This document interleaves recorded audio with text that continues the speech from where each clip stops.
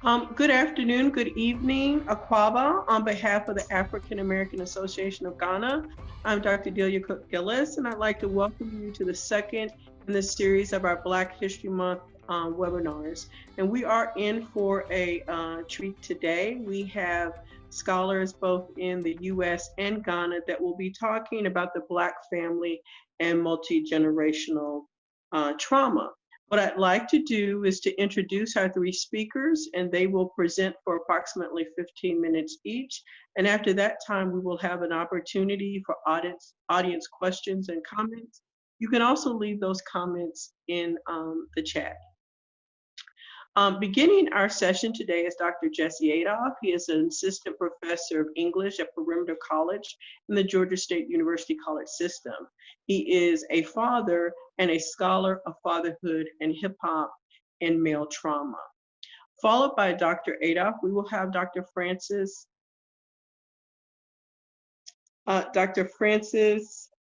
Adamaka, who is a native Ghanaian, but is based at Howard University in Washington, D.C. And she also looks at psychological trauma. And one of the things that I like is activism as healing, not activism as work, but activism as healing. She will be followed by Dr. Rovana Richardson, who's actually based in Ghana. And she's a North Carolina native, but she will be focusing on her work with human trafficking, as well as the Trotsky slavery system.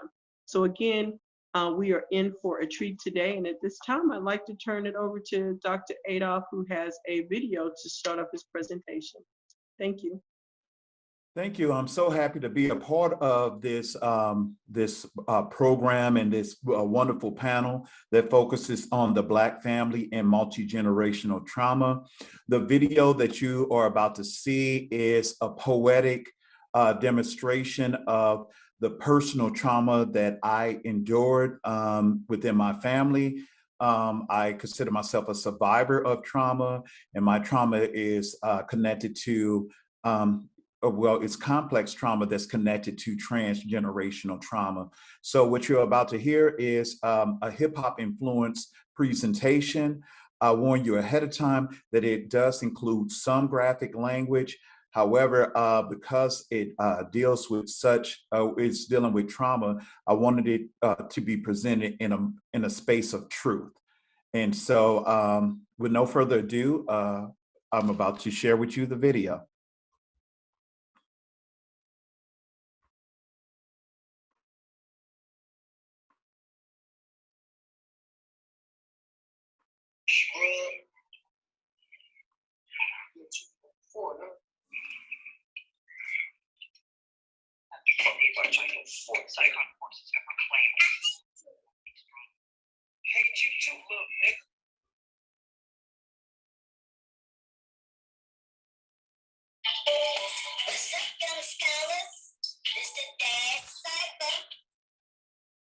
On Christmas Day, we sit around the table bowing our heads as Grandma says grace. Cousins trying to avoid their food touching, afraid to mix that mac and cheese with the yams and greens.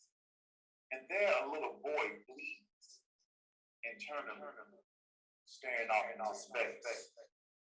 Silent by the oceans of grown-up shit talk, he looks across, trying to avoid the eye contact of his abuser, a 60-year-old loser whose toxic herbs and venomous words are poisoning the little nigga fountain of youth. Got him hallucinating about drowning in a middle passage, but before his little feet can sink into the sand, he finds this message in a bottle, transversed over troubled waters from fellow soul, his abuser trying to slaughter, but that's another. Baby boy sees hat spark into flame, like a match in my brain, such a dirty game, such a dirty game, such a dirty game.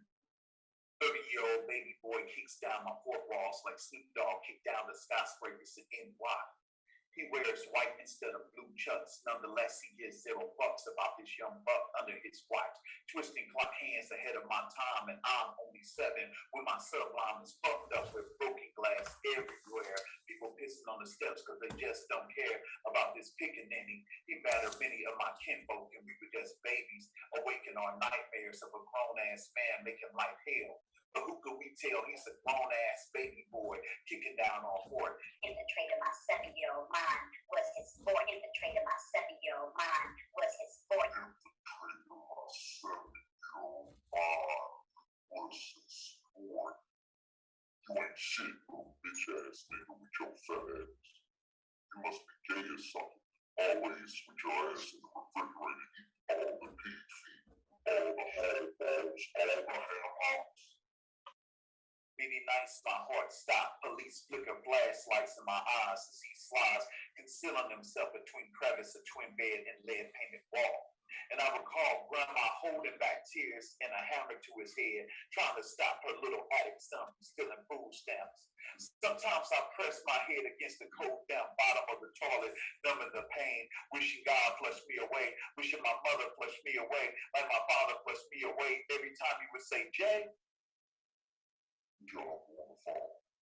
as they conversed about schemes and triple beam dreams. You know, the steam coming out of his pipe was made out of my spirit as they got loud in their home supply, making long crack commandment. And I could not stand it to see 30-year-old baby boy cry when I found grandma lifeless, trying to save baby boy from crisis after crisis. I lost faith when she died on the cross. Was she not good enough for that Lazarus hookup? My whole fucking world was shook up. Why does this baby boy, this piece of shit, get to exist only to make me suffer? Baby boy sees his hat spark in the flame, like a match in my brain. Such a dirty game, such a dirty game, such a dirty game, such a dirty game. Then God showed me his vision. Like Joseph, I was imprisoned by loved ones who didn't listen or see my eyes glisten. But the story that I had within me transformed into testimony to let this little boy know that he's not alone. And I'm here to make sure the world hears the little boy sitting at the table so he won't have another fable. So God, let's make sure you don't miss this. The little boy looking down at Christmas. Fuck your fort, nigga. Okay. So once again, I'm back, and I wanted to share the whole. Now, I was a former defense lawyer for many I'm years. sorry. And I can understand. Give me one quick why second President here. Trump and his lawyers don't want you to hear this case. Apologize for the technical error and that sort of thing. But what I wanted to share is basically 3 quick points. The whole purpose of the video was to show transgenerational trauma. In my family, I grew up a product of a single mom who was 15 and my father who was 17. But before, and for the most part, I grew up fatherless. And it's basically a long pattern of this transgenerational trauma because my mother also experienced fatherlessness as well as my father. And what happens is, what you find is a whole generation that's passing off trauma as if it's a family heirloom or an inheritance. Transgenerational trauma is something that that I would say is probably common throughout the diaspora, in which each generation passes unresolved traumas to the next generation. I would say, in particular, when you think about African American communities, they are the result of slavery and post-slavery conditions in which many of these communities did not have access to or were denied access to proper mental health. And for me in particular, I experienced a lot of trauma that influenced my perceptions of what it means to be a man. In that poem, you see violence and dominance against women and children as what became my earlier influences as to what makes a man. Consequently, many of my experiences with transgenerational trauma also, as a person that survived the abuse, it had an impact on me in the ways in which I raised my own children. And unfortunately, I continue many of those sort of abusive conditions and that those abusive traditions until I was strong enough to receive therapy and to get the help that was needed. But in addition to just a brief explanation of transgenerational trauma, which again is the passing of trauma and complex traumas from one generation to the next, I would like to look at how I and many people from my generation, which I consider the early hip hop generation, born between 1970 and 1990s, many of us was able to address and cope with the trauma that we experienced through hip hop music. And hip hop music, in many respects, is a continuation of, I would say, African griot traditions, in which the poet historian would tell stories of using music and poetry, not only for genealogy, but in the sake of helping each generation to measure against the previous generation. With hip hop music in particular, it was a great coping mechanism in a sense, because in the 1980s and 90s, as a young man, I was able to hear fellow poet historians from my generation that would talk about the traumas that they endured within their families as a result of drug addiction, gun violence, racism, as a result of limited opportunities, poor education, and that sort of thing. But the thing that I would say that made hip hop stand out as a source of power is because many of the authors of this particular music never saw themselves as victims. As a matter of fact, they used their trauma as a badge of honor to motivate others to overcome their experiences. For example, in the song, you heard a lot of references to Tupac.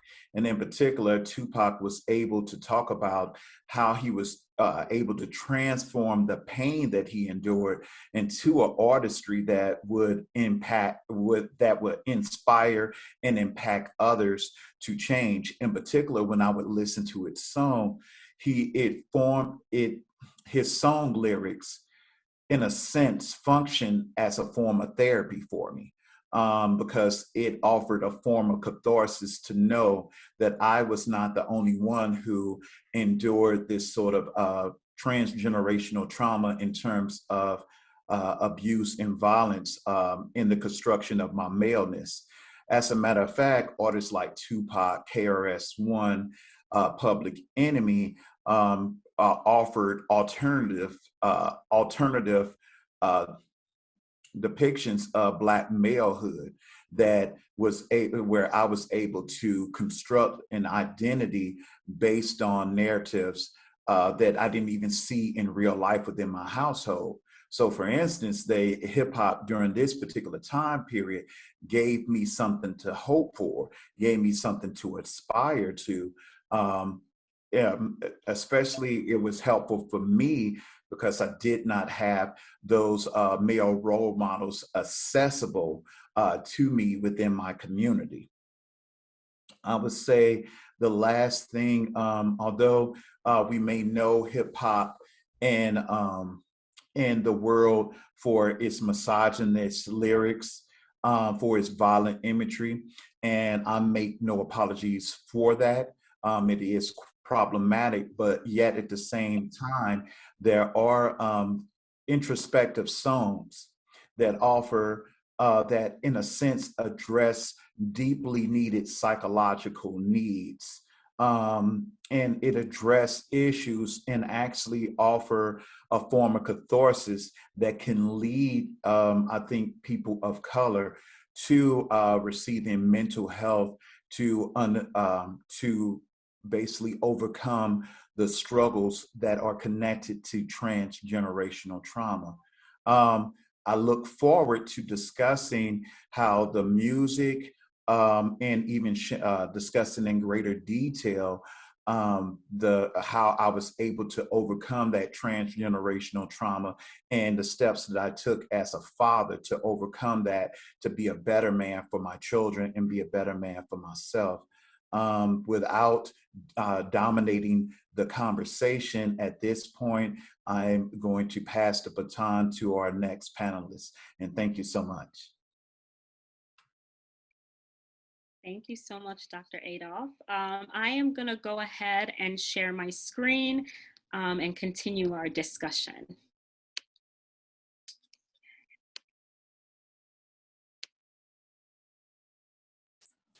Put it in PowerPoint mode. Okay. So hi, everyone. Welcome.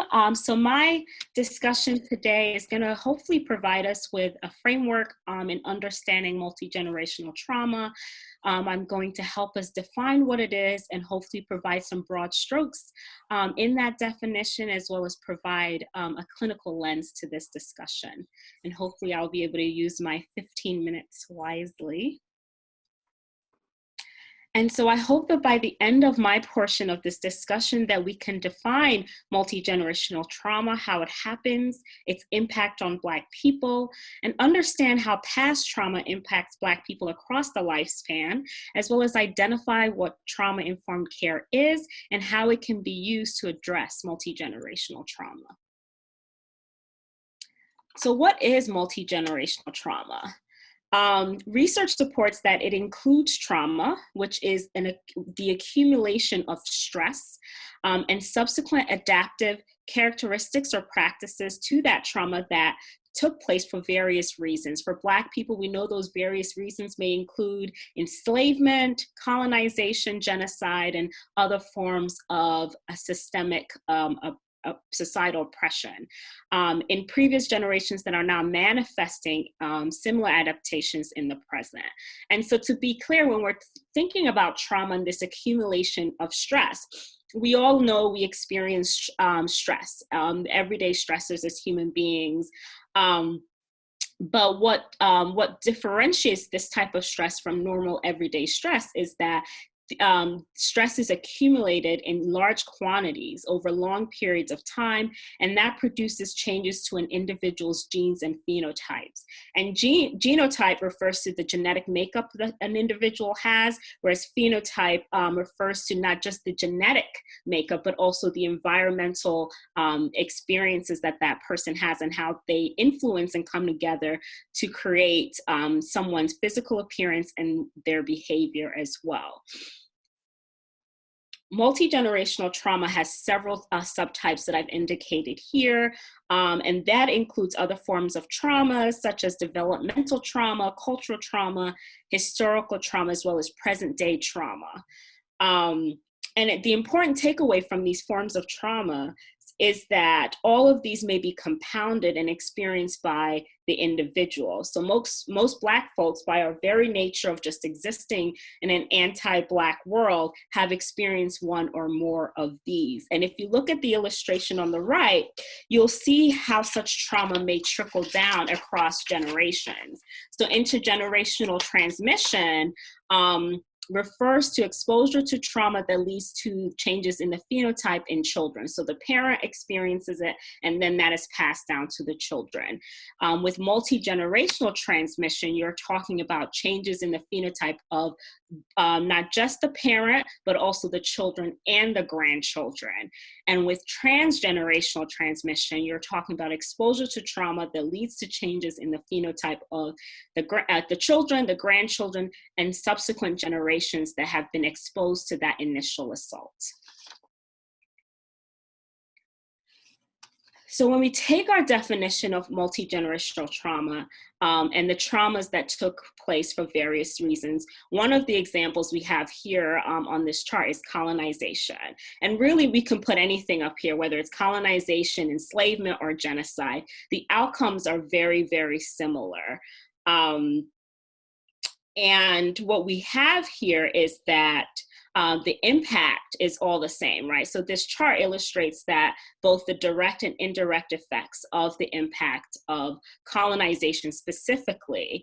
And what you have in terms of these outcomes are there's cultural genocide, there's marginalization, unemployment and poverty, substance use, even domestic violence, and all forms of very negative and severe outcomes. And all of these contribute to a loss of culture, poor nutrition, chronic health conditions, as well as like environmental degradation in the form of like poor housing, hygiene, etc. So the collective impact of colonization or any form of trauma, they may be transferred to the individual in these ways. And the individual experiences trauma, and in terms of the individual experience of trauma, they may experience it in terms of a directly and personally experiencing the event. That is like actually being present when the trauma occurs. They can be a witness to it. They can learn about the event, even being threatened with death, experiencing serious injury to self, experiencing threat to one's physical integrity, as well as the death threat, threat of death, serious injury, threat to physical injury of another. And this is according to the American Psychological Association. Just to be clear, they have what we call the Diagnostic and Statistical Manual, the 5th version. And it's basically, for those if you don't know, it's basically like an encyclopedia of mental health disorders, and it outlines this definition of how trauma may be experienced.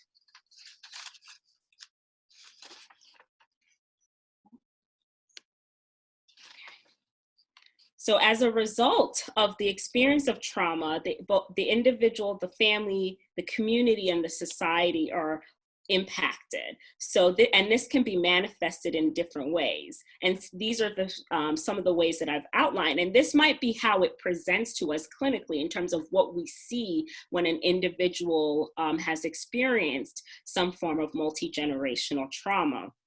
So this is what it might look like in action and in practice. As a clinician, oftentimes when someone comes in, these are some of the things that they mention as having experienced.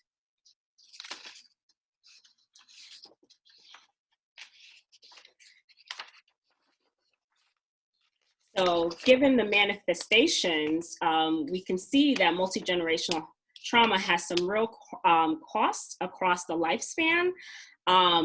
And trauma really impacts how we start out in life. And this has significant outcomes for our overall quality of life, as you can see from childhood all the way up to older adult or retirement age. And this just accounts for some of the more like career or educational costs, but doesn't really even take into account the psychological and relational damage that multi-generational trauma may cause. And that's important to factor in when we're thinking about the cost and the impact of trauma across the lifespan.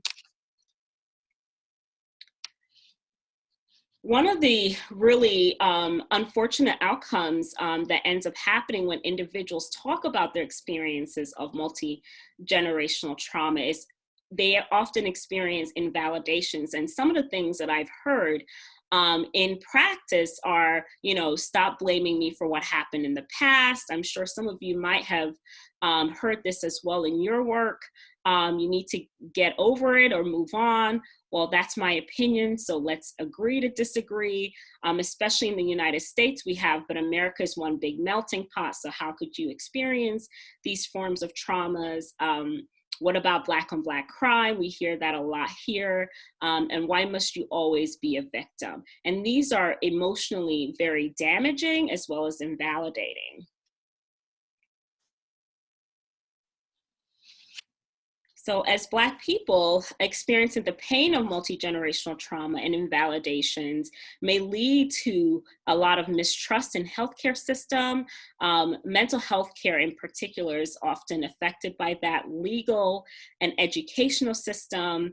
And a lot of it also has to do with that our history and the fact that these institutions have not always had our best interest or protected us. And so there's a lot of mistrust there. Individuals may also be at high risk for substance use and other risky behaviors. There might also be mental health issues, especially anxiety, PTSD, which is post-traumatic stress disorder, depression, and suicide. There might also be, individuals might also exhibit violent behaviors, homicide and domestic violence, and also be at risk for higher rates of chronic diseases. And a lot of these, especially the chronic diseases in the era of COVID, have really come to light as we've seen that a lot of African Americans in the United States in particular are impacted by COVID, and a lot of it stems from their high rates of chronic diseases that have come from this collective impact of trauma. It is important when we're thinking and looking at individuals who belong to racial groups or cultural groups that have been impacted by collective trauma, though, to not assume that just because an individual belongs to that group, that they have experienced that level of trauma or that they've been impacted to that extent.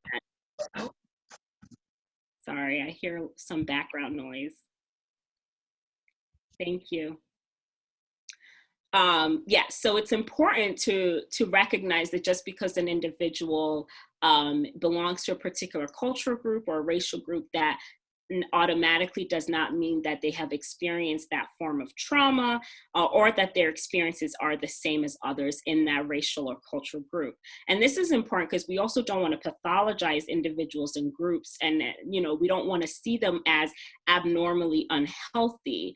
And this is really significant because some forms of what we might think, especially in the Western world, what is often thought of as violent, such as corporal punishment, like beating kids, or harsh treatment of children.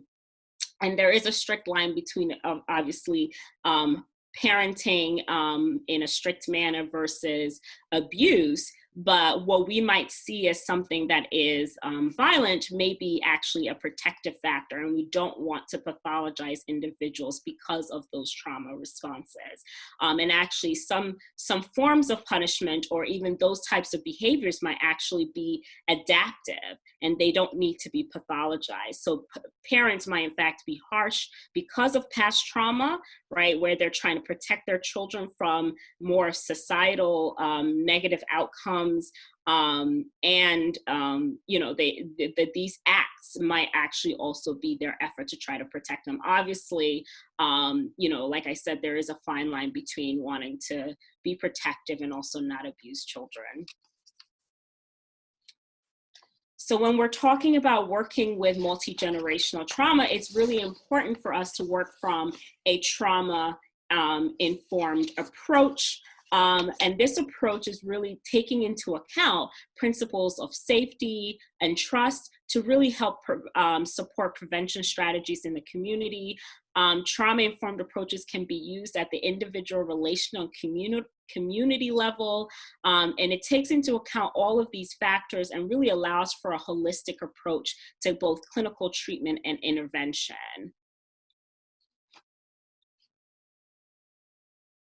So some key takeaways, when we're looking at multi-generational trauma, you always want to start with people's experiences. You want to look at the cognitive and behavioral patterns. How have these experiences really manifested?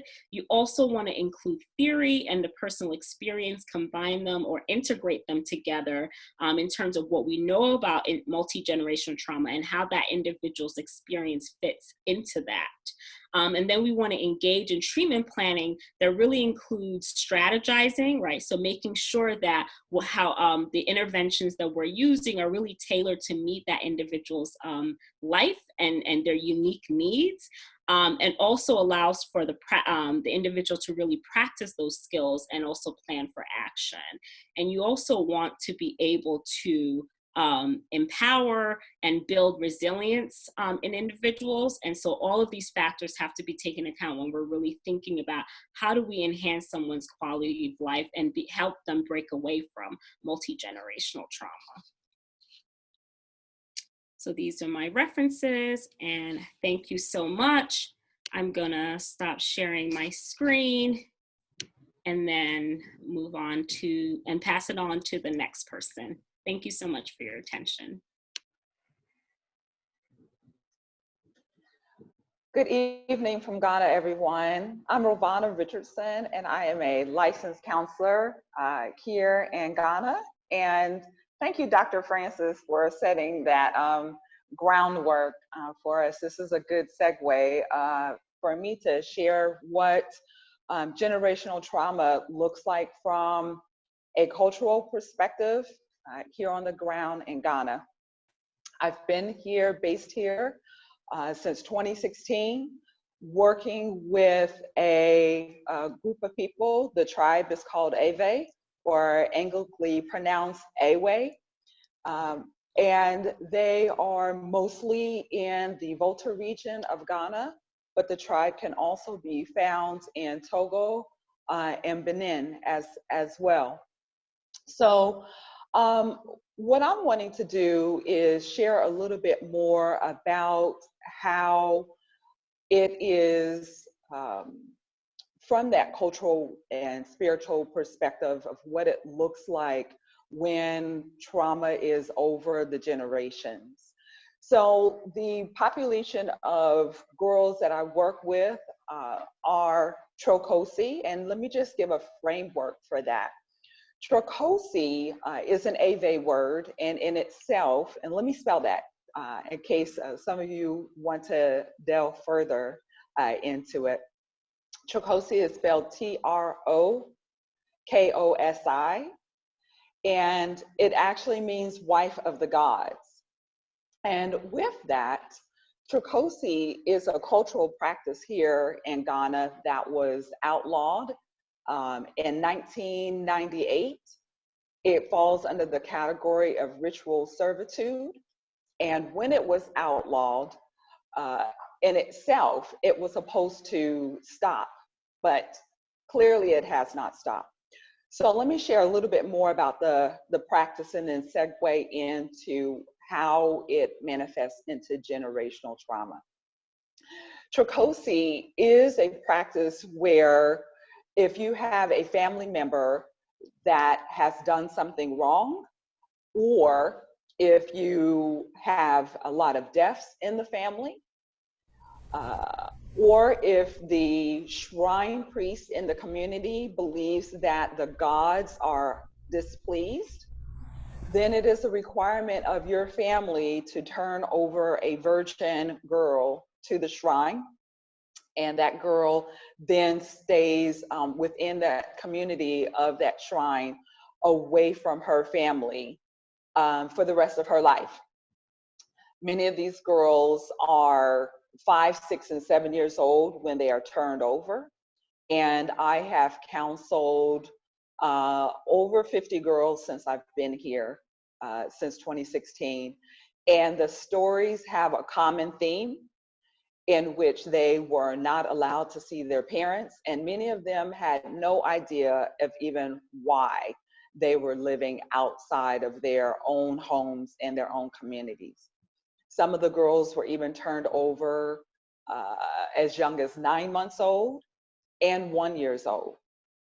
And by the time they reached me, they were 18 and 19 years old. With that also, within the shrines, you have generations of women that have been there. Grandmothers, great-grandmothers, aunts, daughters, and grandchildren. Because they are oftentimes forcibly impregnated by the shrine priest or persons that the shrine priest allows them or forces them to have sex with. They are also raped, beaten, and abused while they are in the shrines. There have been reports to me of being neglected and also not fed and not allowed to go to school. So that is more of the current day in regards to Trokosi. Now, just to give a bit of a background on historically where Trokosi birthed from. There are two different theories. One theory is that it is a religious practice that actually came in the 17th century when the Ewe tribe migrated from Nigeria into Benin, Togo, and then into Ghana. Another theory is actually from the research of Reverend Emmanuel Obani, who did some of his master work on researching Trikosi.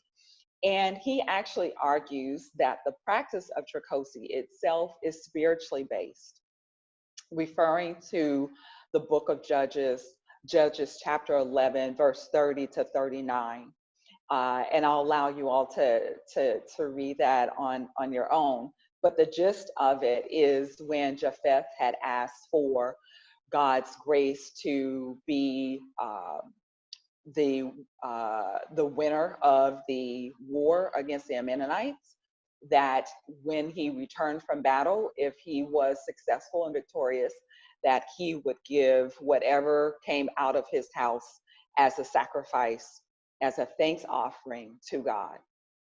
And as scripture has it, he did win that battle. And when he did come home, the first thing out of his household was his only child, which was a girl. From that, the girl herself was then later given over by her father as a thanks offering to God for his success. So Reverend Obani actually argues that from this, Trikosi in itself was meant to be a thanks offering and as an appreciation for God's grace, and then has since turned into something else. So just to continue, some of the things that have transpired even here on the ground that I've seen as a counselor working with these girls is that when it comes to the healing process, the coping process, the understanding process of working through a traumatic event that has passed through so many different generations, because again, some of these girls are in the shrines with their grandmother, great-grandmother, their mother, their aunt, etc. Because it is the belief of the Ewe people that once you are in the shrine, you stay there. And if you die, you have to replace that person with another virgin girl. So it is an ongoing trans or multi-generational situation and a multi-generational traumatic event, particularly for a girl once she is released, if she is released, then the issues that she's having to deal with, who is her support system, how does she cope, and who does she talk to if all the support system that she's mostly ever known is still within the shrine. To speak a little bit further on what I have seen on the ground here with these girls, I've been working with the Ghana Baptist Convention in the Volta region, which was where I stayed before moving to Accra last year. The girls themselves are very resilient, quite amazing, and quite talented. Yet most of them walk around with a secret that they don't want to tell anyone because they feel ashamed, they feel isolated and neglected. So having the opportunity to talk to someone on a professional and non-judgmental level is pretty crucial for them. What makes healing difficult or reintegration difficult is because the practice, though it has been outlawed, it continues. And many people, even throughout the region of Ghana, do not even know that it continues. I often hear people say, "What? That's still happening? I didn't know that." And they're actually Ghanaians. Or people will say, "I thought I didn't even know that existed. What is that?" So when you have something that is estimated, the last research, as many as 2,000 or more girls throughout the country still dealing with this practice that has been outlawed, but it has not been implemented, then you often think, well, I must not be worth it. I must not be worth telling my story. I must not be worth as a person. If the government has not implemented or done anything about it, then it must be me. So with that trauma, you also are walking around with the stigma that says, I'm not worth anything, because if I was, this would not happen to me. So historical trauma comes into play, cultural trauma comes into play, as well as present day trauma, which makes reintegration extremely difficult. Trauma in itself, generational trauma in itself, is a trauma or a traumatic event that has happened generations ago, that is currently impacting the current generation and makes it difficult for people to be able to understand, cope, and heal. These very same girls that I am working with, they have difficult time understanding. They have a difficult time healing because many of them never knew why they went into the shrine.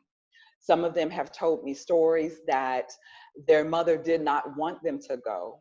Their mother resisted, but then family members pressured the mother or the parents for the girls to go, or for that particular girl to go, so that the trauma or the curse that has come on that family would hopefully end. So reintegration for these girls is quite challenging because everything that they have always known was in the shrine. They were not edified, they were not validated, and they did not have a voice. So now when they come out of the shrine, who do they actually have an opportunity to lean on and to support to? So it is my hope of being here as a counselor, also in collaboration with American Baptist International Ministries, that we can provide an outlet to these girls to know that they are validated and that they do have a voice and that they can be contributors in the society here in Ghana. Thank you.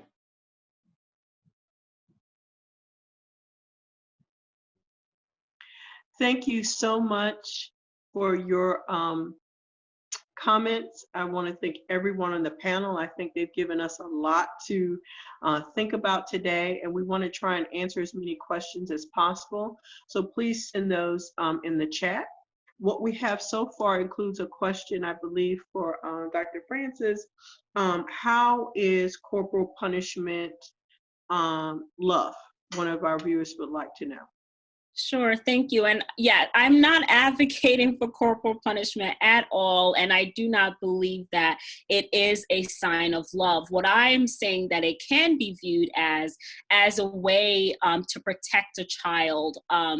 It's a response to trauma that protects the child. And so what that means is, for generations, folks might have felt like if I beat the child to scare the child, then they won't go outside of the home and possibly do something that will get them killed or otherwise put into an even more violent situation. And so it's seen as an act of scaring the child from doing something that could cause further harm. And so that's been passed down from generations to generations. So it is a trauma response. And so in that way, it's not an act of love, but it's more so an act of protection. And so now we can look at that and say, do we really need to be doing that, given that in some ways we are not in that same situation, although we are also still experiencing violence in a very real way. And so I don't want to take that away, but there are other alternatives. And so what I'm saying is that we don't want to pathologize corporal punishment, because at one point it was a way in which to protect children from going outside and actually having more violence enacted against them. Right. I think that's an excellent point when we're teaching that in history in terms of what parents did to keep their children safe during segregation, making sure that they understood those rules and protected themselves. Another question has come that's directed to all of you, but I'd like to start with you, Giovanna, in terms of then how do we reach people with traumas? Do we expect them to come to us, or are there different things that you all are doing in your experience to create better outreach? Okay, thank you. What I have found being here on the ground is allowing the girls, when I'm working with them, to talk about whatever they're wanting to talk about. and building that rapport and building the opportunity for them to get to know me, who I am. And also I have 3 interns from the University of Ghana, Legon Social Work Department that are able to connect with the girls also. And really it comes to having to reach out.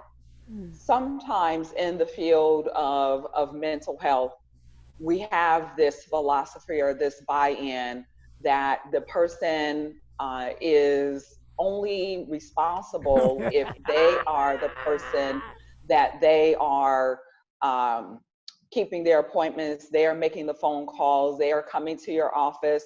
But many times since I lived in the village and lived in Drupham, sorry, it looks like I may be having some technical issues, my apologies.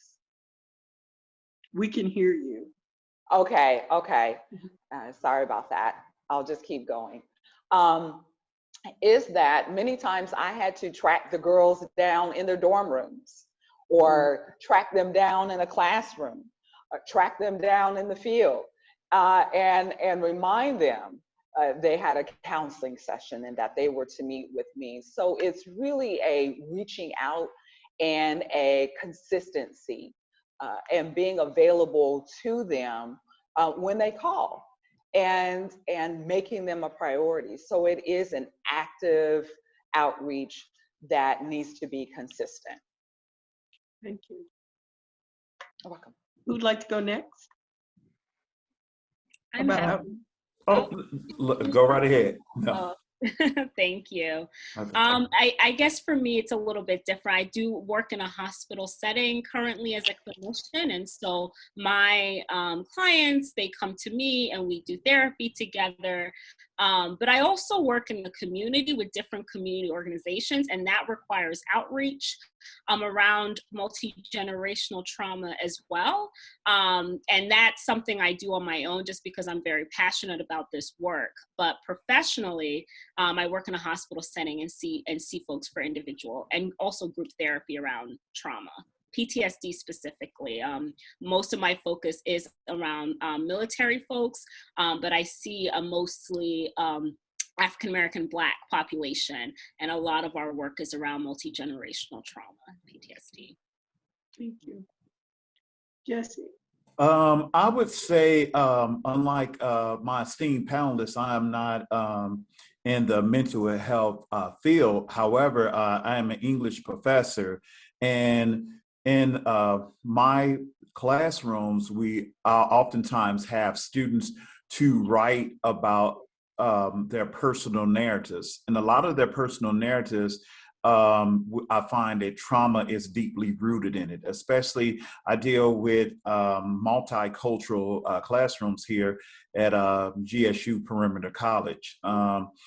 And in addition to what I do in the classroom in terms of having students to read texts by like Toni Morrison, James Baldwin, and that sort of thing, I also, outside of the classroom, I run a online web series entitled Dad Cipher, where my sons and we discuss fatherhood narratives or fatherhood stories in hip hop culture. And we address those. So we use the lyricism in the music as a form of engagement to talk about deep-rooted issues that tend to deal with trauma from one generation to the next.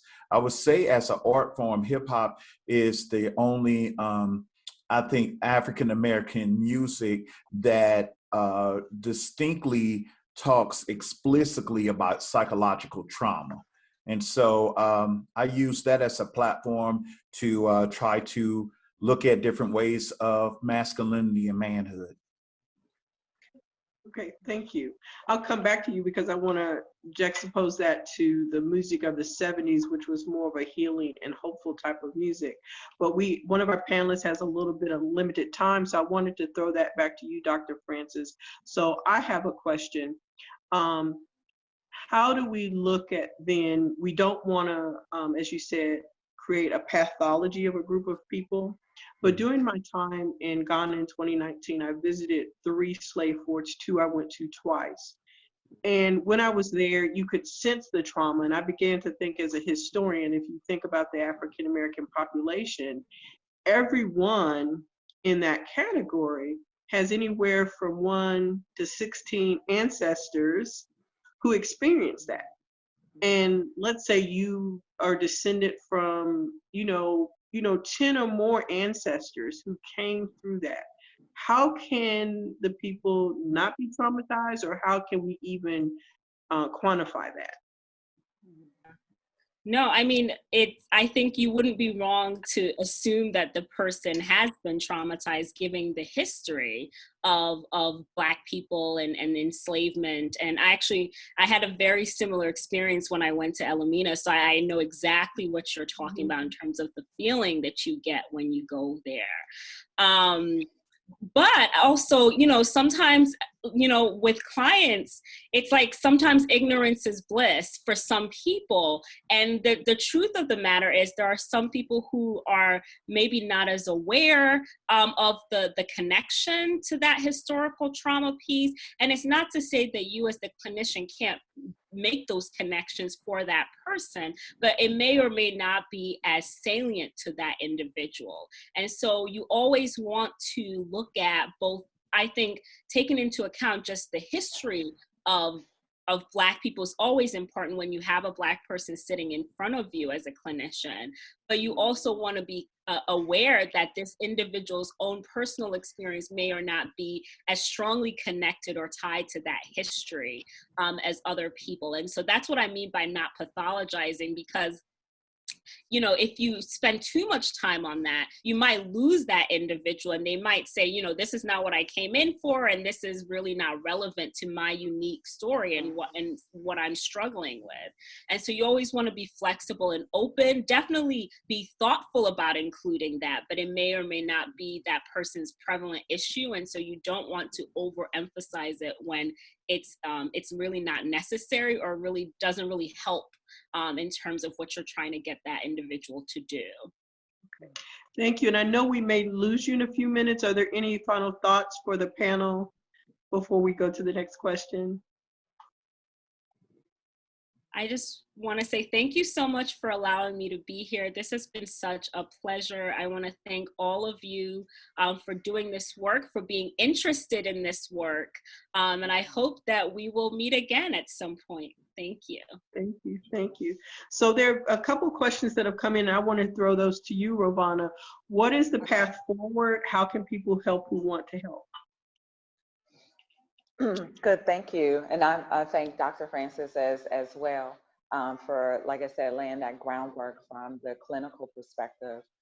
The pathway forward is, I think, the recognition, first and foremost, that the human rights abuses are occurring within this practice.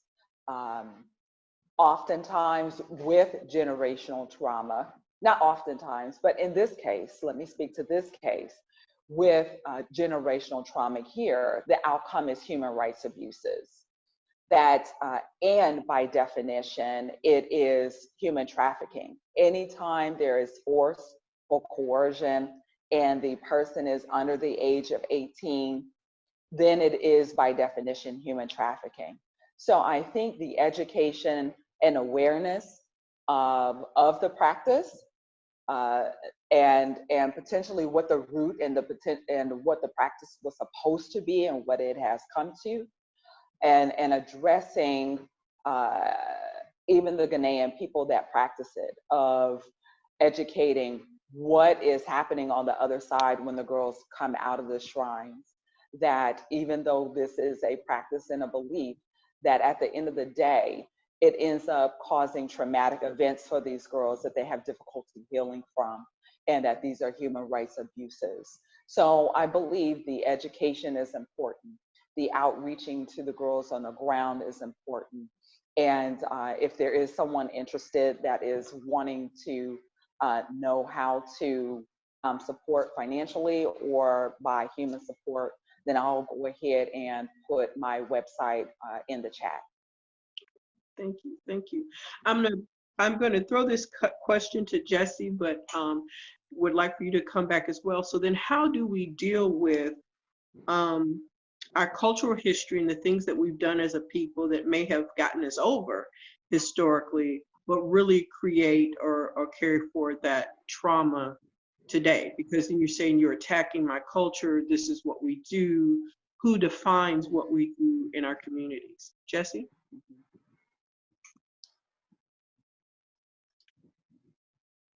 Take the mute myself off of mute. You would think I would know that at this point. I would say really I kind of look back at a proverb of Sankofa. In order to move forward, one must address and deal with their past, so to speak. So what I feel and what has helped me in particular is being able to look at my cultural history, my cultural past, and being able to not look at it as something that is very rigid. When I think about, let's say, for instance, Chino Achebe, When Things Fall Apart, one of the shortcomings of Okonkwo was the fact that he looked at his cultural history, his past, as something that is very rigid. And unfortunately, because of that viewpoint, he was unable to adapt to the changes that was needed.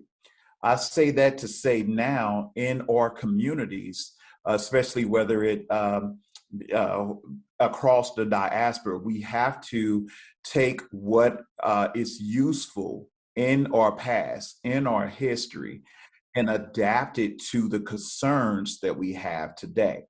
And it's a difference, and I would say specifically for the African American communities, what we have used to survive over years may not help us to thrive in other spaces.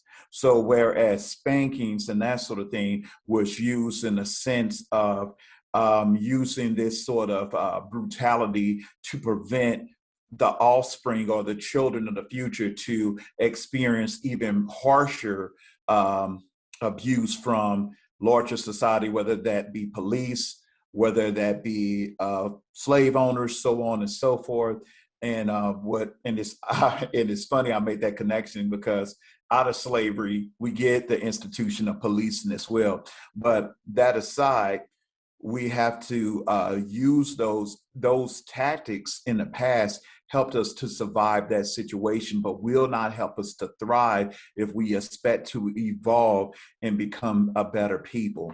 So I would say, Sankofa, look at what was in the past and see what you can adapt that is useful for the future. Ravana, to you, in terms of this cultural practice, and now it's called it's human trafficking now. Mm-hmm, mm-hmm. Well, the interesting thing is I had to become more educated myself when I got on the ground because it was very much, and don't get me wrong, there are clearly elements that are just wrong. And I think that as a human race, we can agree that impregnating an 11-year-old girl is just wrong. Beating a 7-year-old and tying her to the tree because she refused to wash dishes is just wrong. So it was a practice that was very much demonized before I even came on the ground to work. And it was actually through Reverend Obani and the research that he had done, being himself AAAG, that helped me to better understand that people do have the right to practice whatever they decide to practice, to believe whatever they decide to believe. Yet that as human beings, that there's a commonality of compassion that still should run through as a cord that says certain things just should not happen. And that is where I've been able to come in common ground and recognizing that through culture, also seeing the other side of things and allowing to learn and being willing to create bridges of understanding. Thank you. I think we have about 2 more questions in the chat, so we'll be finishing up. So if you have any other questions, please post them. So one participant wants to know, what are the next steps? What do they do? How do they deal with this when they're in an environment that, you know, is really negating what they're feeling or going through? What best advice would you give them? Oh, okay. I'm sorry. You go right ahead. No, go ahead. That's fine. I would say, for me, what I found that was helpful is to, if you don't have access, obviously, to professional mental health facilities and that sort of thing, I was able to find solace and peace primarily through looking at listening to certain songs and narratives in the songs that deal with trauma. And in a sense, that helped me to not feel alone. It actually functioned as a form of catharsis. I would probably say in today's time, hip hop is this generation of the blues. Now, the blues wasn't always pretty. It didn't always say the best things, but it was important for individuals to realize that they were not alone in their suffering. And it kind of gave you a sense of a kindred spirit. Also, I would say films that feed and nurture yourself. But I would say, as an English professor, of course, I'm going to say writing and writing your narrative, writing your story. I believe that most people feel as if they are locked into the script that society has given them. As a woman, I should do this. As a man, I should do this. As a person of color, I should do this.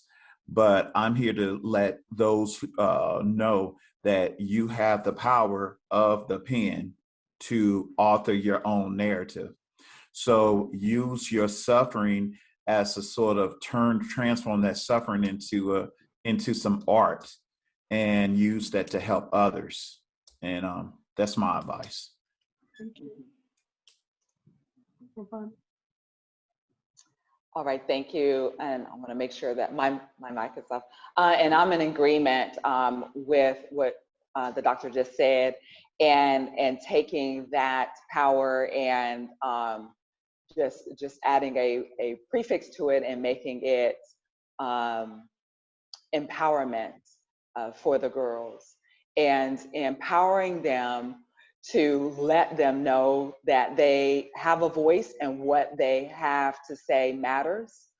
I operate with them an aftercare program that is workshops and seminars, teaching them how to do good business here in Ghana, working with them on self-esteem issues as well, a support group, and individual counseling.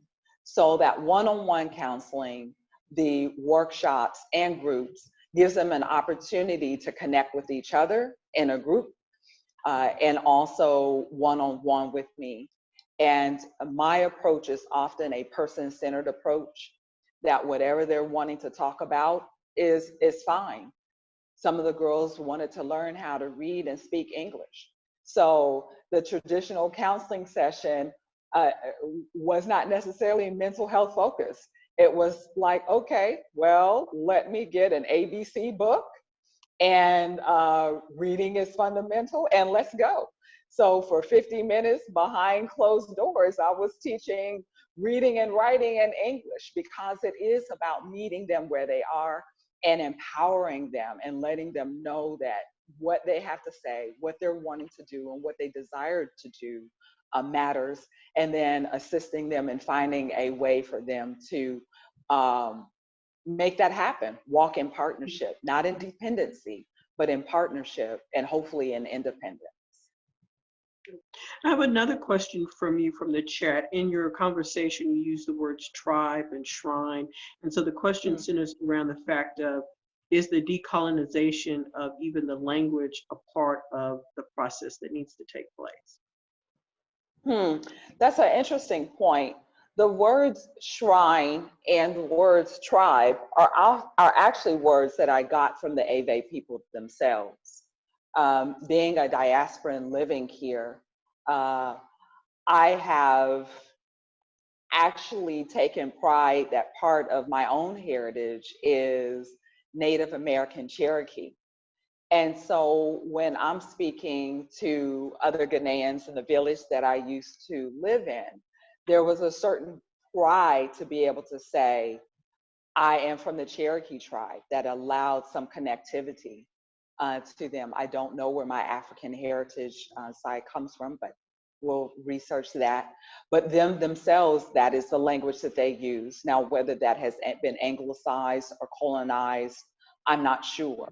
But that's the language that they use themselves when they're talking about Ga, Ashanti, Ave, and Fanti, and the various tribes that are here in Ghana, that is the verbiage that they use themselves.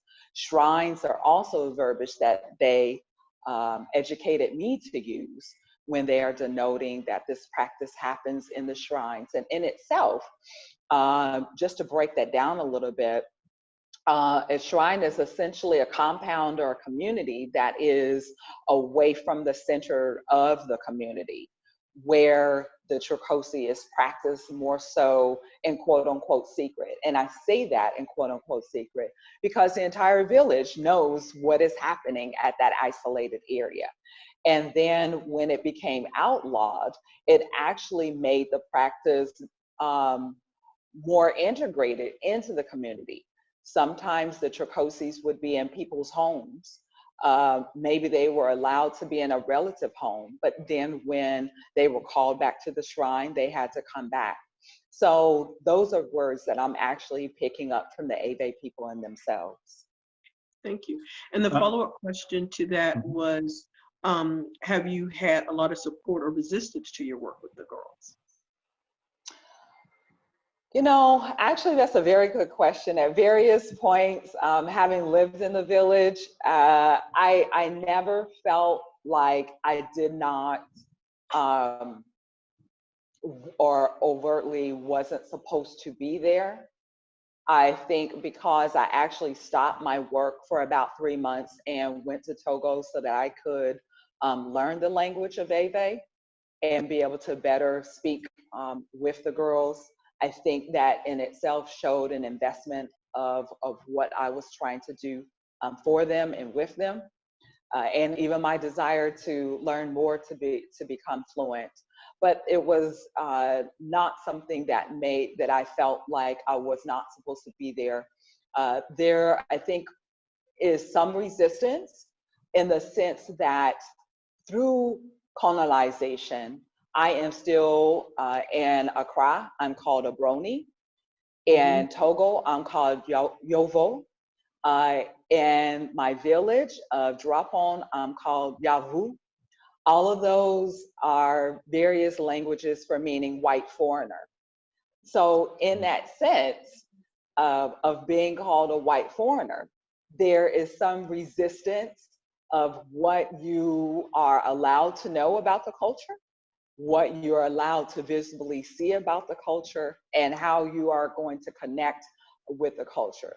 The flip side of that is that you also have some people that will embrace you because they do see you as having come back and they want to teach you. So the various degrees of colonization still run it through here, on the continent. Yes, that was a very shocking piece for me when I was in Ghana to be considered a white person. I found it so offensive. I knew it was not necessarily meant to be that way, but feeling like that I was at home among my people and that I was being othered was something that I, really thought about a lot when I was there. So I do understand that part of it. Jesse, I'm gonna throw this back over to you. We've had a lot of comments in the chat about the importance of writing and the importance of music. You talked a little bit about, or rather, could you give us a couple of songs that you think, whether they're hip hop or other, epitomize what you think is important in terms of being therapeutic music in terms of trauma? And two questions. And then the second question to kind of close us out, and Ravana, you can also respond, is what would you tell parents today? So it's not to, like, what best advice or one word of advice would you give parents today in raising their children to help, bring the culture forward, but not the trauma? Okay, so I'll begin first with the artists. In particular, one of my favorite artists that I'm listening to right now, ironically, is second generation Nigerian, and his name is Toby Nwigwe. He is from Texas, and he is an amazing lyricist that talks about issues of fatherhood. As a matter of fact, the hip hop music that he creates is basically a husband and wife team, and they feature his children as a part of that video, as a part of that process. So if you get a chance, every Sunday he has an update, and the artist's name is Toby Nwigwe. Also, I put would it in say, the chat for us when you're done. Oh yeah, sure. Also, I would say artists that really deal with trauma and healing, I would probably say artists like Chance the Rapper is out of Chicago. He talks specifically about family. He talks about different, he is one of the hip hop artists that I would say really shows marriage in a positive light. And that sort of his relationship with his wife. I would say, believe it or not, Jay-Z, as of late, his latest music with the story of OJ, as well as Daddy Dearest, where he talks about his anxieties as a dad, and what does that mean as a dad who suffered transgenerational trauma, and the anxiety of trying to overcome that past and move forward. Now, the second part of your question of how do you move forward, I'm having a professor moment. What was the second part again? It was like how to move. So that we don't take the trauma forward. Like, as a parent, because I know you're a dad, as a parent, what is the best advice that you would give someone on being a parent, a young mother and father, leaving those past traumas behind, but bringing the culture forward? I would say for me personally, as someone who endured the traumas that was highlighted in the poetry, violence, with dealing with someone addicted to drug use and that sort of thing, what I would suggest is to first find a way to love yourself and to realize that the trauma that you endured is not your fault. I would say if you can, get some sort of professional help. I would say any of those type of things, is because I believe as a parent that we do things out of our overflow. So if we have an overflow of violence and trauma, oftentimes we easily pass that on to our children. We have to have an overflow of love. And that means like stepping into one's purpose. Also, that may mean eating healthier, going for walks, I would say finding ways to, for me personally, my personal regimen is to listen to positive motivational speakers that's going to just change and alter my mood, because words are powerful. And so I try to use those sort of things as a way so that I'm working on mind, body, and spirit, and trying to renew that each day. So that's what I would say to parents. Find a way to renew your mind every day. Please do not bring the troubles of yesterday into today. Learn from those troubles, but do not bring those troubles into the day. constantly focus on what can I do as an individual to renew my mind, make a new mark, and look at today as yet another day of mercy in which, you know, I can be a better person. Quick follow-up before I close out. Ravonna, there was a question in the chat in reference to your therapy. Do you use music therapy at all personally or with your students? I have used music. I'm laughing because I have used music therapy when I was stateside, and I have used music and art here with the girls. And I have to chuckle because I often then have to translate a bit of what the artist is saying. But I have found that when I've incorporated that with them, that they appreciate it, and it brings a different approach to learning, and it brings a different approach also to healing. Thank you. Well, thank you so much. We really appreciate you, Dr. Jesse Adolph, Ms. Ravonna Richardson, and Dr. Frances Odamaka, who had to leave because of a commitment at Howard University. We just really appreciate the knowledge that you shared with us, but more importantly, the care that you are giving to our community throughout the diaspora. So on behalf of the African American Association of Ghana, we thank you for being here, and particularly our Black History Month committee that has worked on this. We would also like to acknowledge the U.S. Embassy in Ghana, its American Corners program, for providing this wonderful, seamless technological experience. We invite you to join us again next week, where we'll be focusing on the arts in the African diaspora, and the week after that on representations of African American women. Again, thank you everyone. Be safe. Until next week. Thank you.